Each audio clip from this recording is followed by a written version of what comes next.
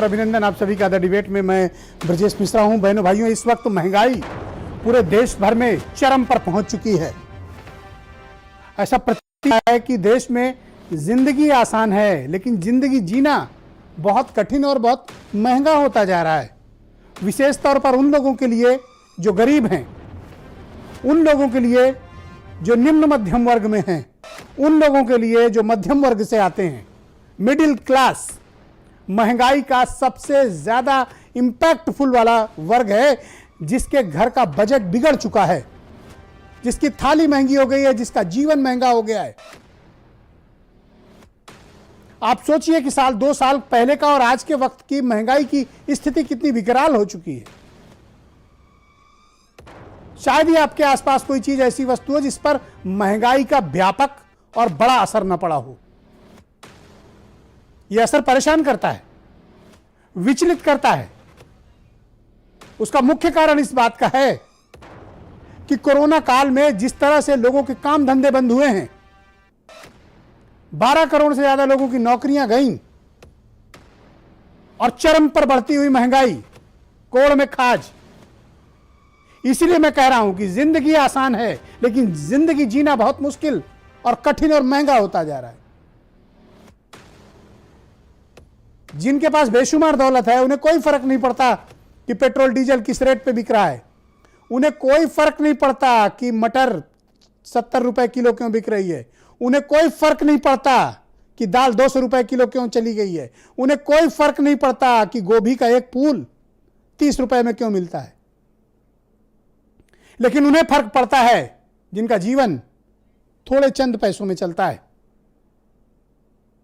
छोटी नौकरी करते हैं, कंप्रोमाइज करके अपना जीवन जी रहे हैं। इस भीषण परेशानी के वक्त में लोगों की नौकरियां चली गई, कोई नौकरी कर भी रहा है तो आधी कीमत पर सैलरी मिल रही है उसे। किन हालात के बीच लोग अपना जीवन जी रहे हैं, इसको बता पाना कठिन है। जिस वक्त हमें दाम नियंत्रित करने चाहिए, दाम बांधना चाहिए, उस वक्त दाम आसमान पे है। बिजली का बिल बढ़ चुका है, मोबाइल के खर्चे बढ़ चुके हैं, किचन के खर्चे बढ़ चुके हैं, गाड़ी का खर्चा बढ़ चुका है। स्कूलों की फीस कोरोना काल में हटी नहीं, बढ़ती ही चली गई। रोजमर्रा की वस्तुएं महंगी होती जा रही हैं। फल फ्रूट कुछ भी लेने जाइए, आग लगी हुई है। महंगाई की यह हालत है। लेकिन हम में से कुछ लोग महंगाई पर चर्चा नहीं करना चाहते, महंगाई के विषय पर बात नहीं करना चाहते हैं, बस बर्दाश्त करना चाहते हैं। इस बात को कैसे भूला जा सकता है कि 1 साल पहले पेट्रोल की कीमत और आज के पेट्रोल की कीमत में 17 रुपए का अंतर आ चुका है। साल भर के भीतर पेट्रोल की कीमत 17 रुपए बढ़ा दी गई। डीजल की कीमत साल भर के भीतर 15 रुपए बढ़ गई। आपको पता है पिछले साल आप किस रेट पर पेट्रोल डीजल लेते थे, आज किस रेट पर पेट्रोल डीजल ले रहे हैं? महंगाई का मुख्य कारण पेट्रोल और डीजल की बढ़ती कीमतें हैं। जितना ट्रांसपोर्टेशन महंगा होगा, ट्रांसपोर्टेशन कास्ट महंगी होगी, आप तक पहुंचने वाले माल की कीमत बढ़ेगी। वरना क्या कारण है कि साल भर में डीजल की कीमत 15 रुपए प्रति लीटर बढ़ गई, पेट्रोल 17 रुपए प्रति लीटर बढ़ गया? तो इंपैक्ट तो आपके किचन में भी आएगा, आपकी डाइनिंग टेबल पे भी आएगा, आपकी थाली में भी आएगा और आपके जीवन में भी आएगा। नोटबंदी, जीएसटी, आर्थिक मंदी, फिर कोरोना, 4 बड़े संकटों से उबरने के बाद अब महंगाई डाइन।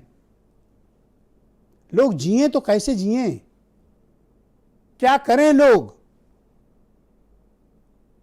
मैं मानता हूं कि पिछले 7-8 सालों में महंगाई सबसे बड़ी समस्या की तौर पर उभरी है। दाल 110 रुपए पहुंच गई, सब्जी लेने जाइए आपको मिलेगी नहीं सस्ती। अभी आज मैंने लखनऊ के रेट्स मंगाए, आप सुनकर हैरान रह जाएंगे। मटर 30 रुपए किलो, आलू 20 रुपए किलो, शिमला मिर्च 40 रुपए किलो, संतरा अंगूर की तो बात छोड़ दीजिए, सेब खाना भी महंगा 200 रुपए किलो पहुंच गया। दाल और चावल की कीमतें आसमान छू रही हैं। तो गरीब आदमी के पास विकल्प क्या है? जन कल्याण के लिए चुनी गई सरकारों का कर्तव्य क्या है? महंगाई पर नियंत्रण रखना, यह सरकारों का प्राथमिक कर्तव्य है। और मैं फिर कह रहा हूं कि जिनकी तनख्वाहें ऊंची हैं, जिनके पास बेशुमार दौलत है, उनको किसी भी रेट पर कोई फर्क नहीं पड़ेगा। फर्क गरीब आदमी को पड़ता है, फर्क इस देश की 95% आबादी को पड़ता है, फर्क उत्तर प्रदेश के 23 करोड़ लोगों को पड़ता है, फर्क हर घर में पड़ता है। आप पिछले 5 सालों में कुछ मत कीजिए, अपने घर के बजट की तुलना कीजिए कि 5 सालों में आपके घर के बजट की क्या हालत थी, आज कहां पहुंच गए हैं आप।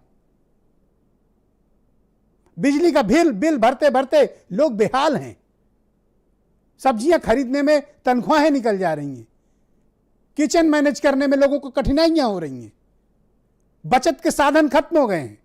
पैसे की बचत की कल्पना ही मत करिए इस दौर में। जो है वो भी जा रहा है, पूरी तनख्वाह सिर्फ जिंदगी को किसी तरह जीने में बीत रही है लोगों की। यह है महंगाई का स्तर। गरीब आदमी गांव में कैसे अपना जीवन निर्वाह कर रहा है? लोगों ने अपने खर्चों में कटौतियां कर ली हैं।